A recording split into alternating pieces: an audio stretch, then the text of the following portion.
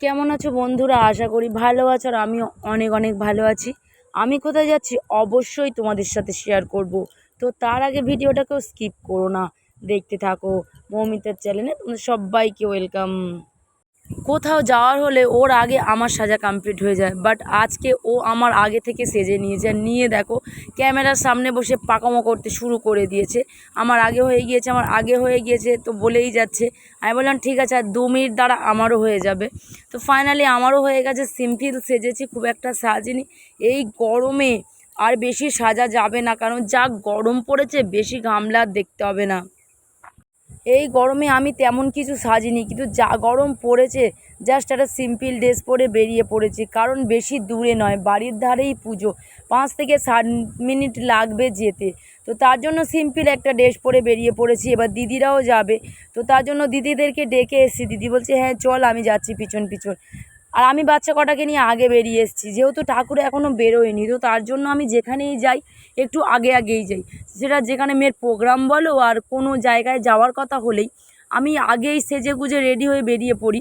কারণ আমি ওদের জন্য ওয়েট করি, কারণ আমার মানে একটা কী বলো তো, কোথাও যেতে গেলে আমি একটু তাড়াতাড়ি বেরোই, ওরা একটু হচ্ছে হবে যাচ্ছি যাবো এরকম করে যায়। আমি ঠিক সময় এসেছি, এসে দেখছি সবে মাকে ঘোড়ার গাড়িতে তুলছে। আমি বললাম না, যা হোক বাবা, তাড়াতাড়ি এসেছি, ভালোই হলো, এবারে পয়সানটা বার হবে। দিদি কখন আসে বলতে পারবো না, বললো তো তুই যা, আমি যাচ্ছি, যে কখন যে ওর টাইম হবে আমি বলতে পারবো না। আমি বাচ্চাগুলোকে নিয়ে চলে এসেছি।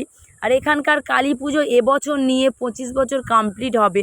মানে সেই জন্য অনেক রকমভাবে নতুন নতুন সব আইটেম করেছে, নতুন নতুন সব জিনিস করেছে, সেগুলোই দেখবো বলে তাড়াতাড়ি করে চলে এসছি আমরা 3 জনে। দিদিকে বললাম তুই কেন একা যাবি, সাথে তোর মেয়েকে নিয়ে আসিস, আমি আমার সাথে করে তোর ছেলেকে নিয়ে বেরিয়ে যাচ্ছি।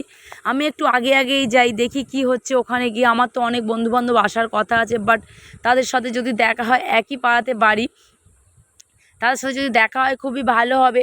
নাচার ইচ্ছা খুব একটা নেই, জোরজাবস্তি করলে একটু নাচবো, কেন এই গরমে যা গরম পড়েছে, এর মধ্যে নাচা বাবা আমার পক্ষে সম্ভব না। আমি তো ঘেমেই স্নান হয়ে যাই। এমনি তো আমার প্রচুর প্রচুর হারে ঘাম হয়, বাড়িতে বসে থাকলেও ঘাম হয়। মানে কেন জানি না, এরকমভাবে আমি ঘেমে স্নান হয়ে যাই, মানে বলে বোঝাতে পারবো না। এদিকে দেখো ঢাকিরা ঢাক বাজাচ্ছে, সারি সারি লাইনে দাঁড়িয়ে দাঁড়িয়ে ঢাকিরা ঢাক বাজাচ্ছে। এই জিনিসগুলো দেখবোর জন্য তাড়াতাড়ি চলে এসেছি, কারণ এই জিনিসগুলো আমি দিদির সাথে আসলে পয়সানটা যদি বার হয়ে যেত, বাট আমি এগুলো দেখতে পারতাম না। তো তার জন্য আমি এখানে আগে আগে এসেছি, কারণ এরা বাজিয়ে এখানে তোমার বাজাচ্ছে, তারপর সাঁওতালিদের নাচ হচ্ছে, ওরাও রাস্তায় দাঁড়িয়ে দাঁড়িয়ে নাচ করছে। এই জিনিসগুলো আমি তো দেখতে পেতাম না, বাট ওরা পয়সানে বেরিয়ে যেত, যেইটুকুনি দেখার সেইটুখানি দেখতো। আর আমি কেন জানি না, আমার যে কোনো পয়সান বলো বা কোথাও ঘুরতে যেতে আমার খুব খুব ভাল লাগে। আমি ঘুরতেও ভালোবাসি, আর কেনাকাটা, তার সাথে কেনাকাটা করতেও ভীষণভাবে ভালোবাসি। দেখো কি সুন্দর অসাধারণভাবে যে ঢাকগুলো বাজাচ্ছে, এইগুলো যদি আমি পরে আসতাম, এইগুলো আমি মিস করতাম, বাট তোমাদের সাথেও শেয়ার করতে পারতাম না। যদি আসতাম দিদির সাথে, তাহলে এই জিনিসগুলো আমার টোটালি মিস হয়ে যেত, আমার ভালোভাবে দেখাই হতো না। বাট আর একটা জিনিস তোমাদের সাথে শেয়ার করব, তো দেখো এইটা এবছর নতুন করেছে, বাট 25 বছর কমপ্লিট হয়েছে বলে, তো তার জন্য এই নাচটা করেছে। এটা হচ্ছে সাঁওতালি নাচ।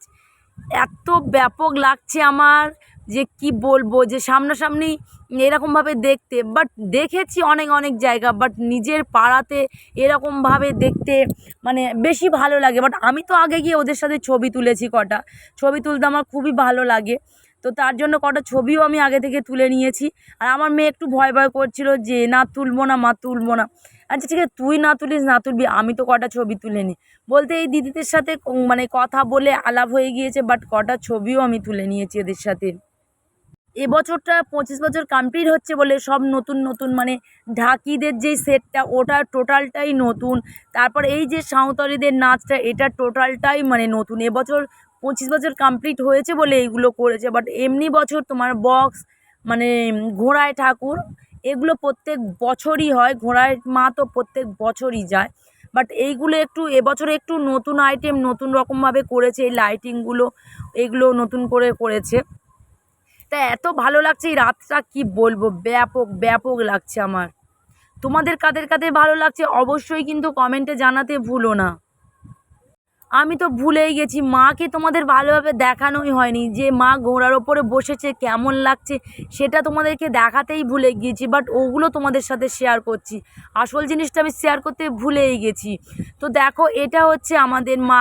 তো কেমন লাগছে অবশ্যই কমেন্টে জানিও কিন্তু। আর প্রত্যেক বছরই এই সিস্টেমটা করে, মাকে ঘোড়ার গাড়িতে করে নিয়ে যায়। আর আমার মেয়েকে ডাকছিলাম যে আমি এত কাছে এসেছি, তুই আয়। আমার মেয়ে তো ভয়তে একদমই আসছে না যে মা তুমি যাও, আমি দূরেতে আছি। আমি বললাম কিচ্ছু হবে না, তুই কাছে আয়, একটু ঘোড়ার মানে গায়ে একটু হাত দিয়ে যা। বাট আমি হাত দিয়েছি, ও তো ভয়তে একদম আসেনি আমার কাছে, মানে ঘোড়ার কাছেই আসেনি। বাট আমি তবুও একটু দূরে দাঁড়িয়েছিলাম, ডেকেছিলাম যে আমার কাছে আয়। তো ও বলছে না মা আমি যাবো না, তুমি হাত দাও আমি দেখছি। মানে ওর এতটাই ভয়। আমার দিদির তো এখনও পাত্তা নেই। আমি তো কখন এসেছি, আমাকে বলল তুই এগো আমি যাচ্ছি। জাস্ট আমার শাড়িটা পরতে 2 মিনিট টাইম লাগবে। ভগবান, 2 মিনিট যে কখন চলে গেছে ওর আর আসার পাত্তা নেই। কি জানি কি করছে ও আর ওর মেয়ে। কোথাও যাওয়ার কথা হলে তখন ওর কাজ বেশি পড়ে, এটা মনে পড়ে ওটা মনে পড়ে, কখন যে আসবে তার ঠিক ঠিকানা নেই। ও ফোনও ব্যবহার করে না যে আমি ওকে ফোন করে ডাকবো যে পয়সান বেরিয়ে গিয়েছে তাড়াতাড়ি আয়। ও টোটালি ফোন ব্যবহার করে না, করে জিজু। তো জিজু বাড়িতে নেই, জিজু গিয়েছে ডিউটিতে। আমি এখন দাঁড়িয়ে দাঁড়িয়ে ভাবছি যে দিদির মেয়েটাকে সাথে করে নিয়ে চলে আসলে ভালো হতো। ও যে কখন আসবে তা আমি জানি না। এত মজা হচ্ছে, এত আনন্দ হচ্ছে, আর পয়সান শুরু হয়ে গিয়েছে। তো দেখো, এতটাই আমার ভালো লাগছে যে কি বলবো। মেয়েকে তো বললাম যে নাচ, তুই নাচতে আরম্ভ করে দে। বাট ও বলছে মা তুমি নাচবে না। আমি বলছি ঠিক আছে আমি একটু পরে নাচছি, বাট আমি আগে পুরোটাই ভিডিও করে নিই, তো তারপরে আমি নাচবো। আমি এইগুলো দেখার জন্য বিকেল বিকেল সমস্ত কাজ গুছিয়ে কমপ্লিট করে নিয়েছি, কারণ মার পক্ষে তো সম্ভব না, সমস্ত কাজ আমাকে করতে হবে। আর আমি রান্না করেও গুছিয়েও রেখে দিয়ে এসেছি, বাট বাড়িতে গিয়ে আমি ভাত খাবো, খেয়ে আসিনি। খেয়ে আসলে হাঁটতে পারবো না, বাট একটু নাচার ইচ্ছা আছে, নাচতেও পারবো না। মজা করার বিশাল ইচ্ছা আছে আমার, তো তার জন্য আমি ভাত খেয়ে আসিনি। সব কাজকর্ম করে গুছিয়ে রেখে দিয়ে আমি বেরিয়ে এসেছি। আর ওরও এখন কাজকর্ম শেষও হয়নি, কখন কি করবে আমি বলতে পারছি না। সবাই মিলে কি সুন্দর একসাথে বাড়ি থেকে বেরোবো, সবাই মিলে একসাথে ঘুরবো, সবাই মিলে একসাথে কিছু খাবো, আবার সবাই মিলে একসাথে হই হই করতে বাড়ি চলে আসবো। আমার এগুলো বেশি ভালো লাগে। বাট ও যে কেন এমন করে আমি বুঝে পাই না।